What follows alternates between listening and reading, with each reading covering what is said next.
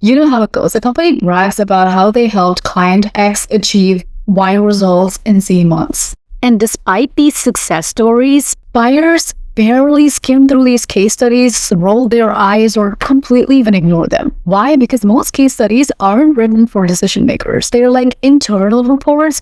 They're predictable. They're boring. They don't really answer the number one question, which is why should these buyers even care in the first place? And today we're breaking down why most B2B case studies fail, what's the psychology behind why buyers don't actually trust them, and what you can do differently in 2025 to change that. Stick around because if your case studies aren't closing deals, they're basically expensive PDFs collecting dust. But first, let's take a step back. We've been talking about buyers, but what is B2B buying? Unlike B2C, where individuals are buying for themselves, B2B, business-to-business buying, is basically one company buying a product or service from another company. It's not an impulse purchase. It's not one person making the call. It's not about just finding the best price. B2B buying is high-stakes decision-making. The average B2B purchase involves 5 to 10 decision makers, and they're all balancing other priorities. So it could be the end user who actually needs the tool. It could be finance, who needs to justify the cost, IT, who needs to make sure you're not going to break their current systems,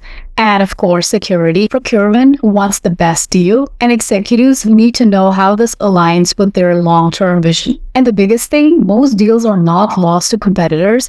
60% of deals are actually lost to indecision. Why? Because buyers aren't just asking, is this good? They're asking, what if I make the wrong call? That is why case studies exist. They should eliminate uncertainty, not add to it. But here's the problem. Most case studies are written like a press release, not as a psychology-driven persuasion tool. So here's why most B2B case studies don't work and what has changed in 2025. The way people buy has changed. Case studies used to be static PDFs, but now people want more interactive content, especially video ones. Buyers used to trust company claims, but now they trust third-party friends, people they know that work in other companies that might be using your product or service. Decision makers used to read these long reports. Now they skim them at best. So just like how Instagram Reels and TikTok videos have to hook you in, if case studies don't hook your buyers in, you've already lost them. So here are a couple reasons why case studies fail. Number one, they're too generic. Think about this. Our client wanted to increase efficiency, so we helped them optimize their workflow and scale faster. What does that even mean? Buyers need specificity to believe you. Now let's put a little twist on that same statement.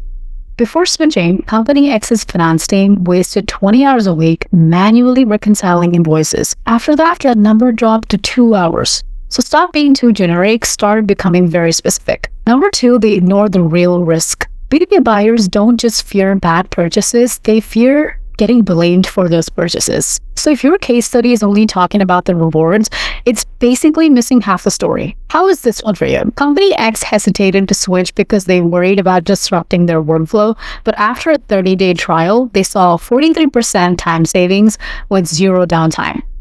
This reduces perceived risk and makes the buyer feel more safe. Number three, they don't speak to multiple stakeholders. A case study that only speaks to the end user is useless if it doesn't include ROI for finance, security and compliance details for IT, operational impact for execs, because you have to empower your champion to be able to sell it internally. So how to make your case study stand out in 2025? Step one, lead with the struggle. Buyers need to feel the problem before they even think about the solution. So instead of saying Company X wanted to fix their inefficiencies, our product helped them fix it by 15%, say something like, every Monday, Company X's finance team manually compiled reports until 1 a.m. Talk to the person that's actually reading it. Be very conversational. Step two, use proof over claims. Instead of claiming that we improved retention by 30%, do this. Show the retention graph, quote the customer, compare it to industry benchmarks. This actually shows how it will help them and also help them talk internally. Basically, help me help you. Number three, make it easy to skim. We talked about how execs don't have time to sit and read your long paragraphs. So follow this format: problem, solution, proof in probably 3 to 5 sections. Use bolding, use graph, use visuals, tell a story. Step four, address multiple decision makers. I would highly recommend including how to sell this internally section for end users, ROI breakdown for CFOs, implementation details for IT teams. Now, This is the most important step. Step 5, make it human. And use the psychology thing called open loops, which is basically you're teasing insights throughout the process. So basically something like, at first, their IT team refused to implement our tool, but then something changed.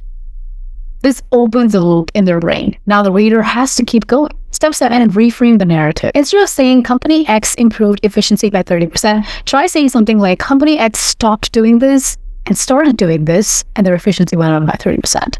Buyers are so used to case studies, it seems very predictable to them. So when they see something different, they will actually pay attention. So what is 2025? So what is the future of case studies in 2025? Let's be honest, PDFs are dying. B2B buyers want more engaging, skimmable, interactive case studies, basically something like video case studies, interactive reports, maybe customizable ROI calculators, data-driven storytelling. The goal is to make your case study feel like a conversation, not a corporate report. If you've made it this far, you're 90% ahead of most B2B marketers because 10% of them are still writing case studies like it's 2015. When I first learned the word case study. Case studies shouldn't just be proof, they should be persuasion tools. I drop a lot of stuff like this on my newsletter and LinkedIn, so if you found that interesting, make sure to subscribe to my newsletter and follow me on LinkedIn. If you've ever written a case study that's actually worked, drop it in the comment section below. Let's talk about it. And that's all I got for you for this week's episode. I hope to see you in the next one. Peace.